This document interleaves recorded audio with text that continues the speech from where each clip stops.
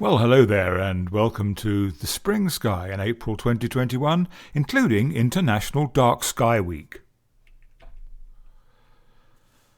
Now, first of all, there's a few events coming up in connection with International Dark Sky Week. We have our videos on youtube.com, Irish Astronomy videos. Red button on the front of our website, irishastro.org, will take you straight there. Then we have Discover the Night, which is the theme for the week, idsw.darksky.org. And up here near Cookstown, the Dark Sky Park and Observatory sadly remains closed due to lockdown, but they will be running some online events at their website omdarksky, all one word, .com. And also the guys over at the Mayo Dark Sky Park, they're running some events during the week. That's www.mayodarkskypark, all one word, .ie. And the week runs really from Monday the 5th, through to Sunday the 12th of April, and there's online events taking place there. Hopefully by next year there'll be real events, but we can only keep our fingers crossed and keep staying safe. Now then, one of our customary looks at the sun. There is a little sunspot developing, which is good to see. Actually, solar cycle 25 is coming on quite nicely. If we just have a little look at what's going on here, so far 38% of days in 2021 have been spotless. That's 36 days. And that compares to 208 days, 57% last year, and 77% the year before. So you can see the number of spotless days is coming down very rapidly. If we look at a similar previous cycle, 2008 was 73%, 2009 was 71%, and 2010 was 14%. So you think, it is an 11-year cycle, so we are getting back to where we were in 2010. And what happened after that on cycle 24 is that it then dropped very rapidly down to zero, where it remained, give or take a bit, for 5 years before it started coming up again in 2016. And we did get some very good auroras visible during that time, and so there's every reason to hope that that'll happen on this cycle too.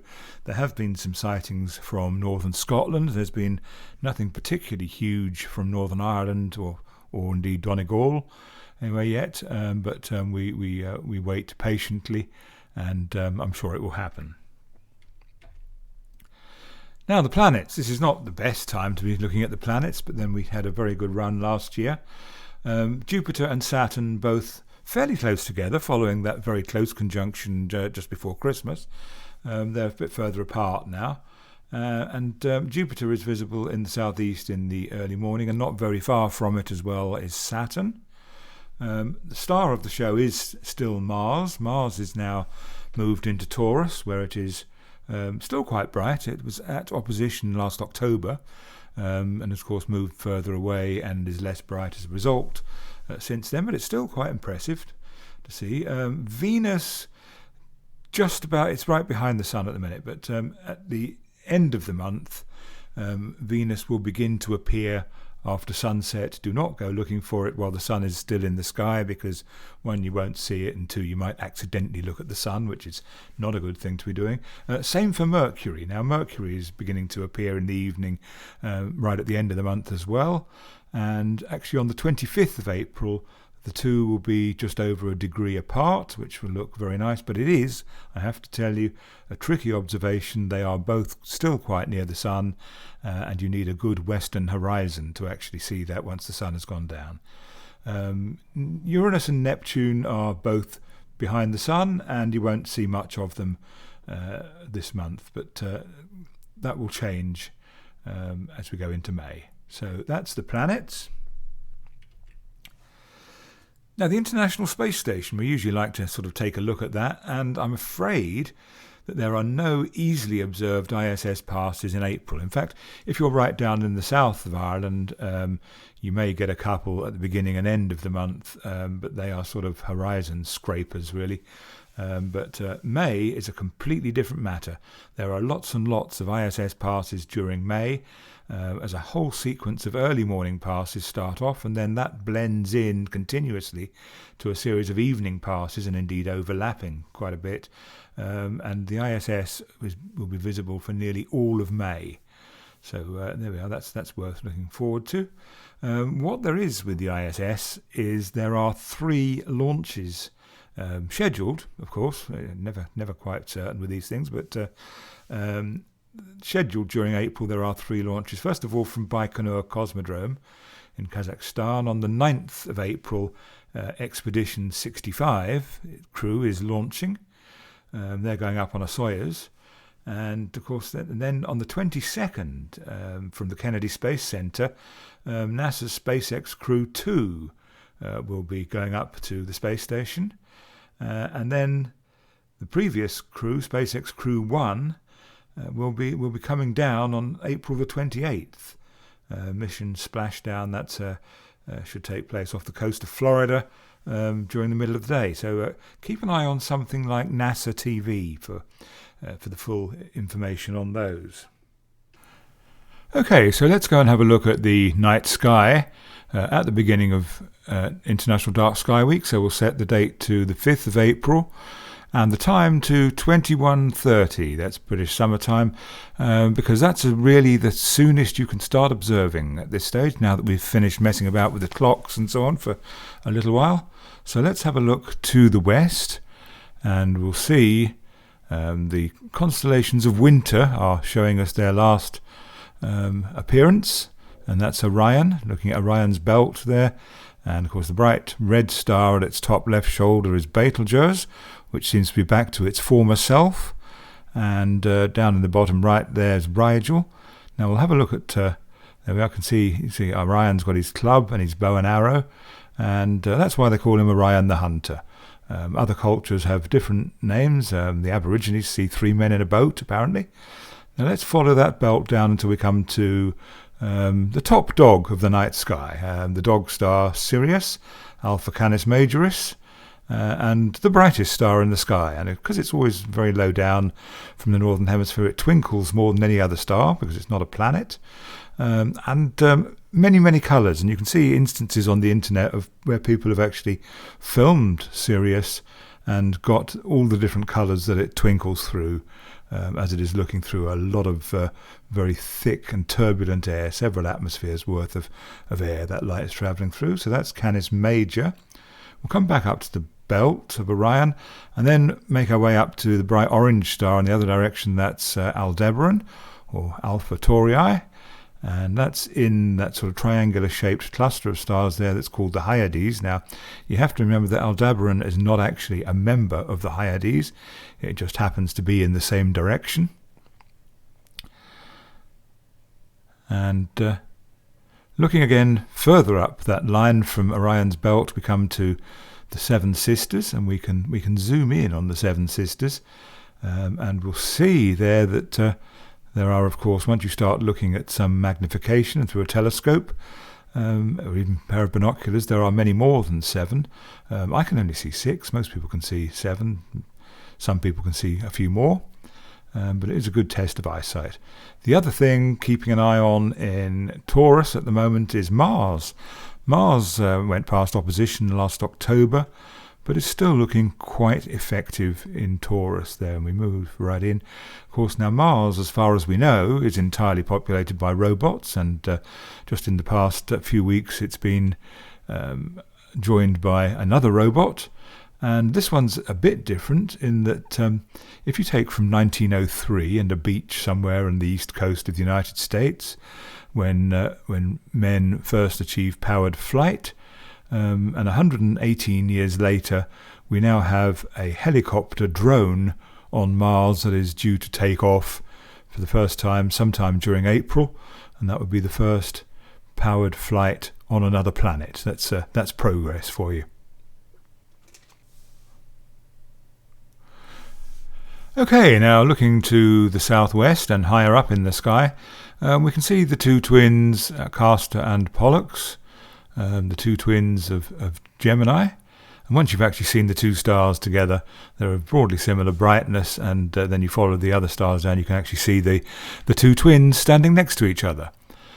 So that's that. Now further down by the feet of the twins, there's a rather interesting deep sky object there, which is Messier 35, a very delightful open cluster, just about on the verge of naked eye visibility. It's 5th magnitude, and it does look rather more spectacular in a telescope or indeed a pair of binoculars. It does also have a little NGC cluster right next to it as well, and that's a fine view in a telescope, well worth looking at. Numerous others. Will focus a bit more on Gemini perhaps in the next edition, but there's plenty to see there. Now moving across to the east again, we come to the bright star Regulus, and Regulus is pretty much on the ecliptic, and that does mean it's one of only 4 first magnitude stars that can be occulted by the moon, and the others of course being Antares, Spica and Aldebaran. There was a 5th first magnitude star that was could be occulted, but it hasn't happened for over 800 years. The moon's orbit changes a little bit, and Pollux up in Gemini there could have been, or indeed was, occulted by the moon in ancient times, but it doesn't happen anymore and won't be happening for quite a long time again, but just slight changes in the moon's orbit. Now then, I'm just going to enable here the labels for Messier objects, and there are 2 groups of galaxies in Leo, each of which consists of 3 galaxies, but only one of which is called the Leo triplet. So we'll look at the one that's not the Leo triplet first of all, and we'll start off there with Messier 105, and we'll have a closer look at that. There you go, that's a nice little grouping of galaxies, very close to each other. Then Messier 96 is a very open spiral galaxy, and that's well worth a look in a telescope. And just next to it, Messier 95, and they're all sort of 9th magnitude, those galaxies, so you'll need a decently good night to get a good view of them. But hopefully during April we get that, because we haven't yet lost the night to sunlight. That happens towards the end of May. Then the real Leo triplet is a bit further down towards Denebola, and still in Leo. We're seeing that you've got 3 almost side-on galaxies there, one completely side-on, you can see the dust lanes across it, and that's the Leo triplet. Now then, moving further on still, down into Virgo, there is a region called the Virgo cluster where there's loads and loads of galaxies.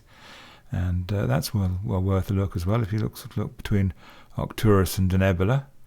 Arcturus being actually in Bootes, not Virgo, but then Spica is further down, and in that area between those 3 stars, Denebola, Spica and Arcturus, there's lots and lots of galaxies. Well worth a sweep through with a telescope. The best bit actually is Markarian's chain, which is a bit sort of up from there. We'll see that in a moment.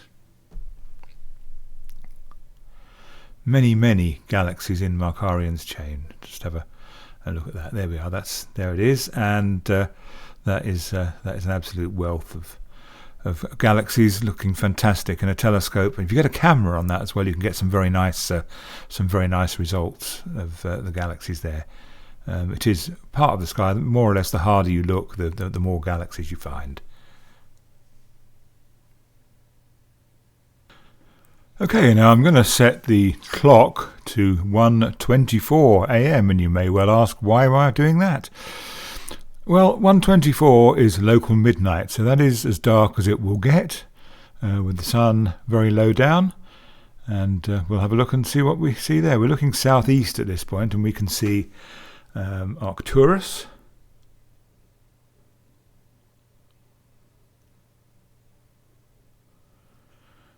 There we are, that's Arcturus in the constellation Bootes there, just adjacent to Virgo, where we see Spica has now risen higher up than it was earlier. And we can also look further east, and we can see that the stars of the summer triangle, Vega and Deneb, are beginning to come up in the east and northeast there. And we don't yet see Altair because that's lower down, but they're looking pretty good too. Now, Vega and Arcturus are the two brightest stars in the sky once Sirius is set, and right in between them, halfway between them, is the constellation Hercules. And of course the star of Hercules is the great cluster Messier 13. And we'll have a look at M13 more closely here.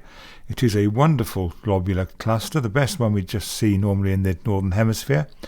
You could technically argue, I suppose, that M22 is a little bit brighter, and it is, but it's always very low down. So whereas you get this wonderful high-up view of M13 all the way through the summer and into the autumn, with it very high up. There's two other globular clusters that are much brighter, but you only see them from the southern hemisphere, and that is, of course, Omega Centauri and my particular favourite 47 Tucani, which is actually right by the small Magellanic Cloud. And I once saw that through a 15-inch Dobsonian, and it was an absolutely fascinating sight. Anyway, that's all I have to say for the time being. That's a quick trip around the stars of April, and we'll be back with more in May. So, stay safe, keep looking up, and thanks for watching.